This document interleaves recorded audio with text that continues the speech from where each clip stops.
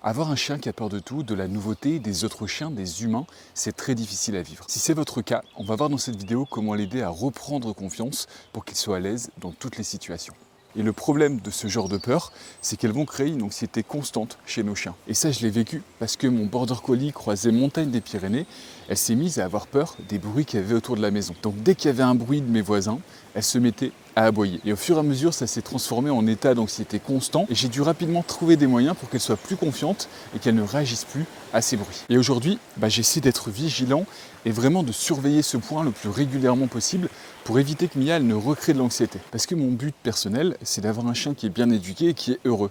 Et si je veux avoir un chien qui est heureux, il faut qu'il n'ait pas ce niveau d'anxiété constant et qu'il apprenne à être bien dans sa peau, bien dans sa tête, peu importe l'environnement, qu'on soit à la maison ou en extérieur. Et pour ça, j'ai travaillé sur plusieurs points et je vous en ai fait une checklist qui va être disponible juste ici avec les 10 hacks pour avoir un chien qui est plus confiant dans la vie de tous les jours. Vous ne serez peut-être pas d'accord avec tout parce que c'est lié à mon environnement, à mon chien, à mon contexte, mais je pense vraiment que ça peut vous aider et c'est disponible en description de la vidéo. Et si on veut combattre ces peurs, il faut la comprendre. Et la peur, c'est une réaction émotionnelle à un danger qui est direct. Et c'est l'exposition répétée à des peurs non résolues qui va créer de l'anxiété chronique. Et cette anxiété, malheureusement, elle va apporter des problèmes de comportement, des comportements d'évitement, une agitation plus forte ou une hypervigilance. Et c'est pour ça que c'est important de régler ces peurs le plus rapidement possible pour éviter d'en arriver à ce type d'anxiété. On pourrait croire que l'anxiété, c'est un cas qui est isolé et qu'il n'y a que quelques chiens qui ont ce problème.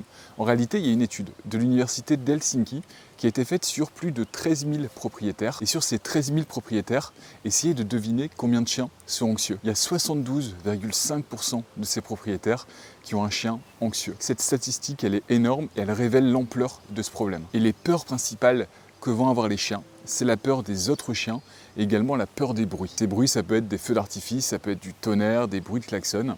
Et c'est typiquement les deux problématiques que j'ai pu avoir avec Mia, que j'ai dû régler rapidement avant qu'elle ne développe un état d'anxiété chronique. Et ça, je pense que c'est pas un hasard. Je pense qu'on est beaucoup à avoir ce problème. Et malheureusement, parfois, on laisse ça traîner et ça crée des gros problèmes, des grosses complications. Alors maintenant qu'on a compris ça, comment est-ce qu'on fait pour régler ce problème? La première chose, je pense, c'est de l'exposer à un maximum de stimuli. Et pour ça, je vais vous faire une citation de Joseph Wolpe, qui est un psychiatre des années 50 en Amérique. Et c'est lui qui est le créateur de la désensibilisation systématique. Qu'est-ce qu'il nous dit? Il nous dit que la peur, c'est une émotion normale face à un stimuli inconnu et non prévisible. Et une exposition progressive permet de diminuer cette peur.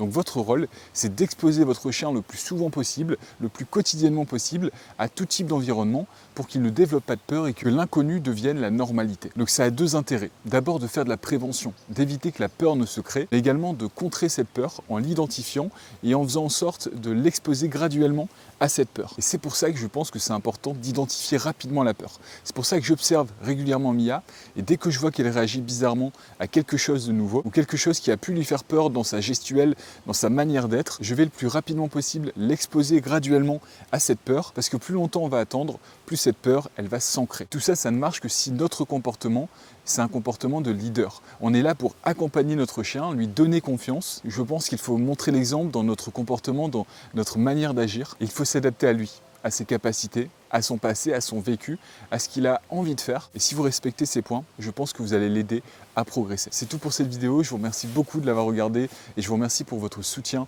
des dernières vidéos. Si votre chien a des peurs, n'hésitez pas à me les mettre dans les commentaires. Moi, ça va m'aider pour les prochains contenus. C'est vraiment quelque chose qui m'intéresse en ce moment, la gestion des peurs ou la gestion de l'anxiété. Donc ça me ferait plaisir de pouvoir vous aider. Moi, je vous dis à dans 2 jours pour la prochaine vidéo. Au revoir.